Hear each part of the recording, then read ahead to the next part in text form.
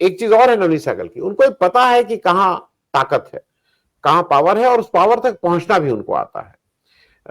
उनकी एक अच्छी आदत ये भी आपने देखी होगी कि वो एक बहुत लंबे हैं, 6.5 फीट के हैं, तो वो किसी भी जगह जब फोटो सेशन होता है तो उनकी गर्दन ऐसे निकल के, क्योंकि अगर वो 4 रो पीछे भी खड़े हैं तो कहीं गर्दन निकाल के वो आगे आ जाते हैं, ये उनकी एक है। तो वो लोगों के बताने में वो रहते हैं कि मैं ही इसका वो हूं, और उनको शायद 1-2 सेशन की बात होती है जब वो अपनी यूटिलिटी कर देते हैं, सारे नेताओं को उनकी जरूरत है। तो एक तो जो मुखिया मेरे ख्याल में होंगे, उसमें हिरेन जोशी के बाद जो 2 IC होंगे, वो बिना जाने बोला नवनीत सहगल जरूर होंगे। नवनीत सहगल से जो इस्तीफा क्यों लिया गया है, मुझे लगता है इन सब लोगों को कहीं ना कहीं लगाना है। दूसरा जो एक एक जिसकी वजह से मैंने प्रदीप जी से भी कहा था, प्रदीप जी कहेंगे भाई मुझे इस पे क्या मालूम, सारे लोगों का कहना है कि समस्या शुरू हुई, मतलब ये जो बात जहां से उभरनी शुरू हुई कि जब हिमानी सूद जो हिरेन जोशी की बहुत घनिष्ठ IMF मतलब इंडियन माइनॉरिटी फंड की संस्थापक, मोदी जी के साथ बहुत सी जगह जाना, दुनिया भर के जो देश हैं उनके लोगों से इन्वेस्टमेंट लाना, उनको उसके साथ बनाना, और तत्काल में चंडीगढ़ यूनिवर्सिटी की प्रो वीसी, उनको जैसा कहा जा रहा है हिरेन जोशी उनको हिमाचल प्रदेश का चीफ मिनिस्टर चेहरा बना के पेश करना चाहते थे।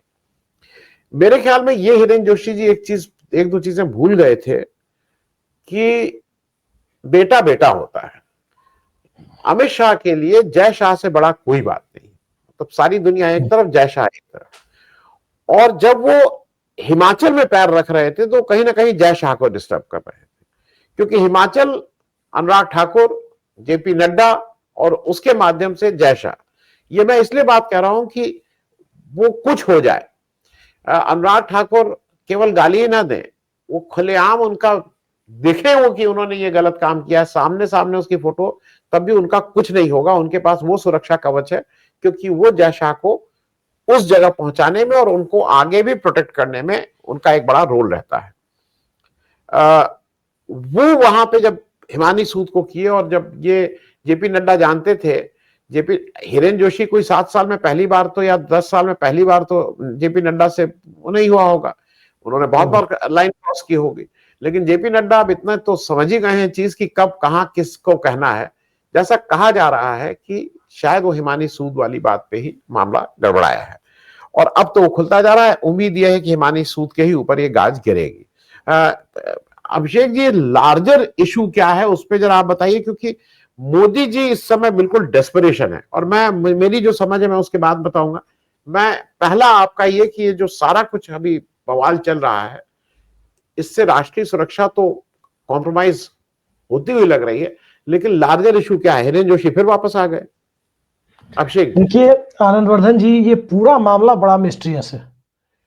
कई एंगल से इसको आप देखें तो ये सीना बोरा पीटर मुखर्जी टाइप स्कैंडल से कम नहीं लग रहा है, जिसमें पता ही नहीं चल रहा था कौन किसका रिश्तेदार है उस पूरे मामले में। अब इस तरह से इस मामले को आप देखें तो हिरेन जोशी का काम क्या था, जो आपने बताया अपने इंट्रो में कि 3 बजे तक एजेंडा आ जाता था, पॉइंटर्स भी आ जाते थे गोदी चैनलों के पास, इसके सिवा उनकी कोई यूटिलिटी थी नहीं। गुजरात में भी वो मुख्यमंत्री के साथ जब जुड़े थे तो उनका काम यही था।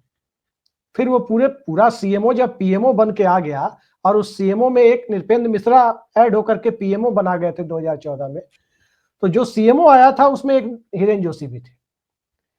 इसमें 2 और कैरेक्टर आपको दिखाई दे रहे हैं। एक का जिक्र आपने किया हिमानी सूद का, वो मामला चूंकि आपने बता दिया, जो जहां तक मेरी जानकारी है वही बात आपने इंट्रो में कही, लिहाजा उसको हम आगे नहीं चर्चा करेंगे, समय कम है। लेकिन जो दूसरा एक हितेश जैन, कोई लॉ कमीशन के मेंबर बनाए गए थे, उनका रेजिग्नेशन हुआ है पहले, उसके बाद नवनीत सहगल का रेजिग्नेशन हुआ। नवनीत सहगल के बारे में जो बातें हम लोगों ने सुनी, वो बात दरअसल ये थी कि हिरेन जोशी को उनके प्रभाव को कम करने के लिए जो दूसरी लॉबी है, जो शाह साहब की लॉबी जिसे कहते हैं लोग, वो उनको लेकर के दिल्ली आई थी और प्रसार भारती के चेयरमैन की जिम्मेदारी उनको दी गई थी। तो टकराहट कहीं ना कहीं चल रही थी। अब चूंकि गुजरात लॉबी के अंदरूनी रस्साकसी को यदि देखना हो तो लखनऊ से बेहतर जगह हो नहीं सकती है। और नरेंद्र मोदी की पूरी राजनीति को आप देखने की कोशिश करें तो अमित शाह को 3 जगह इंटरफेयर करने का मौका कम से कम मिले, इसका पूरा ख्याल वो रखते हैं। लखनऊ में जहां चीफ मिनिस्टर कंट्रोल में आए ना आए, लेकिन एंटी अमित शाह कैंप की आनंदीबेन पटेल ही वहां रहेंगी और वही उन्हीं के माध्यम से नरेंद्र मोदी अपना जो भी उत्तर प्रदेश के मैटर को देखना है देखेंगे। बिहार में ये बात किसी से छिपी नहीं है कि नीतीश कुमार पसंद नहीं करते हैं, तो नीतीश कुमार रहेंगे। मतलब 3 बड़े राज्य मैं कह रहा हूं जहां से दिल्ली में सत्ता बनती बिगड़ती है, यूपी और बिहार और इसके साथ महाराष्ट्र। महाराष्ट्र में एकनाथ शिंदे जितने दिनों तक मुख्यमंत्री थे, आपने देखा वो एनडीए के मुख्यमंत्री कम, वो अमित शाह के मुख्यमंत्री ज्यादा हो गए थे। और अभी देवेंद्र फडणवीस के साथ कैसा रिश्ता है वो सब लोग देख रहे हैं कि किस तरह की खींचतान वहां चल रही है। लेकिन चूंकि इस मामले पर यदि हम देखें तो एक रस्साकसी बीजेपी के अंदर भी दिखाई दे रही है। वो रस्साकसी, हालांकि बहुत लोगों को थोड़ा हास्यास्पद लगेगा ये, लेकिन वो रस्साकसी अटल आडवाणी वाली रस्साकसी नहीं है, उससे थोड़ी आगे दिखाई दे रही है। वो मोदी बनाम शाह की रस्साकसी दिखाई दे रही है। ये अब साफ दिखाई दे रहा है। लोकसभा चुनाव के समय में हल्की सी इसकी झलक मिली थी, लेकिन इस पूरे मामले के बाद थोड़ी ये ज्यादा दिखेगी। अब जरा इसके आगे आप देखिए, पृथ्वीराज चौहान ने एक ट्वीट किया है, महाराष्ट्र के चीफ मिनिस्टर थे वो, कि अगर एप्स्टीन फाइल का मामला ज्यादा गरमाया तो अगले 1 महीने के अंदर इस देश में मराठी पीएम होगा। वो आपने देखा होगा उनका ट्वीट जो उन्होंने किया था। एप्स्टीन फाइल का मामला क्या है, कैसे है, अब जरा इसको डिकोड करें। इसमें कहीं ना कहीं आ जाते हैं सुब्रमण्यम स्वामी, उनका एक ट्वीट आना, फिर उस ट्वीट को डिलीट किया जाना या कराया जाना, वो मामला आप देखिए।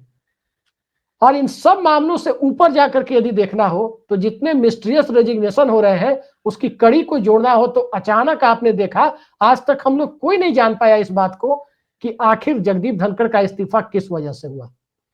उनका इस्तीफा किस वजह से हुआ, रितेश जैन को क्यों हटाया गया, प्रसार भारती के चेयरमैन का इस्तीफा क्यों कराया गया, और इस बीच हिरेन जोशी को लेकर अचानक खबरें क्यों आने लगी। जब इन सारी कड़ियों को हम जोड़ करके देखते हैं तो इसमें एक कड़ी और जोड़ लीजिए, भारतीय जनता पार्टी अपना अगला अध्यक्ष क्यों नहीं चुन पा रही है।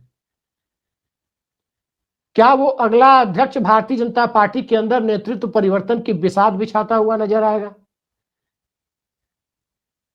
इन सारे मामले को जोड़कर देखने के बाद ऐसा लगता है कि एक इसका कहीं ना कहीं ये इशू ग्लोबल बन जाता है, जब ये इशू सीधे सीधे यूएसए से जुड़ता है, एप्स्टीन फाइल से जुड़ता है। एक इशू कहीं ना कहीं आपको वो हिमानी सूद से जाकर के जुड़ता है, जिसमें आप देखिए ऑस्ट्रिया के दूतावास ने, वहां जो भारतीय दूतावास है उसने ट्वीट किया था मोदी की फोटो को लेकर, वो सीधे सीधे आशीर्वाद ले रही है उनसे, पोप से। तो इन सारे मामले को देख करके लगता है कि पीएमओ को कुछ लोगों ने, प्रधानमंत्री को दिल्ली की सियासत में जो खान मार्केट गैंग और बाकी बातें वो कहते हैं, मतलब वो समझ नहीं पाते कि दिल्ली और लुटियंस दिल्ली किस तरह से बिहेव करती है, किस तरह से शासन और सत्ता चलती है। कहीं ना कहीं उनकी इस मामले में नाकामयाबी का पूरा फायदा प्रधानमंत्री कार्यालय में बैठे लोगों ने उठाया है और उसकी कीमत इस देश में प्रधानमंत्री और सत्ता के शीर्ष को चुकाने की नौबत आ रही है, जिस वजह से धड़ाधड़ इस्तीफे हो रहे हैं। इस्तीफे का कारण नहीं बताया जा रहा और पूरा का पूरा खेल बिगड़ता जा रहा है। जी।